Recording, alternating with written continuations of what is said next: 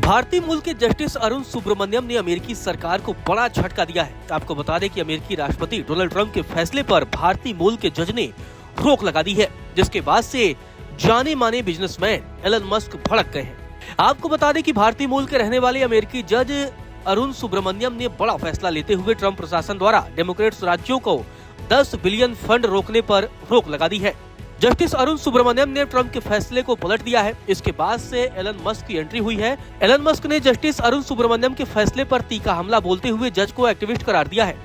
तो आखिर पूरा मामला क्या है और कौन है जस्टिस अरुण सुब्रमण्यम जिन्होंने ट्रंप के फैसले पर रोक लगा दी है और उसके बाद से दुनिया के सबसे अमीर शख्स एलन मस्क को भी इस मामले में कूदना पड़ा है। चलिए आपको विस्तार से बताता हूँ। दरअसल जस्टिस अरुण सुब्रमण्यम ने डेमोक्रेट राज्यों को 10 बिलियन डॉलर फंड रोकने पर रोक लगा दी है। ये पूरा मामला चाइल्ड केयर और सोशल सर्विसेज के 10 बिलियन डॉलर यानी तकरीबन 840 अरब रुपए से जुड़ा हुआ है।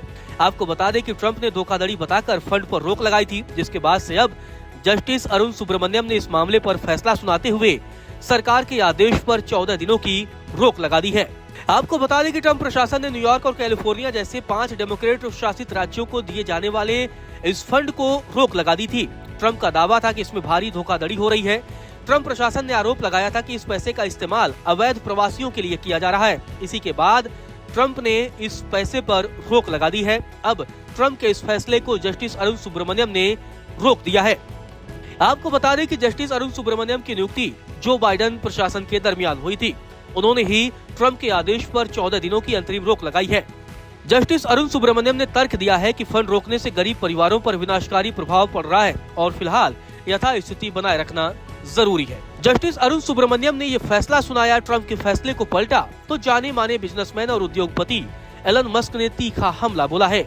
एलन मस्क ने सीधे तौर पर जस्टिस अरुण सुब्रमण्यम के बारे में कह दिया है कि ये जज के वेश में एक्टिविस्ट हैं। मस्क ने इस फैसले को लोकतंत्र के लिए खतरा बताते हुए कहा कि अगर हाउस, सीनेट और प्रेसिडेंसी पर रिपब्लिकन का नियंत्रण होने के बावजूद वोटर्स नतीजों को प्रभावित नहीं कर पा रहे हैं तो हम लोकतांत्रिक शासन में नहीं रह रहे हैं। एलन मस्क ने जस्टिस सुब्रमण्यम को जज के वेश में एक्टिविस्ट करार देते हुए उन पर धोखाधड़ी को बढ़ावा देने का भी आरोप लगाया है। वहीं रिपब्लिकन समर्थकों का कहना है कि एक अकेला जज पूरे प्रशासन की भ्रष्टाचार विरोधी मुहिम को नहीं रोक सकता है।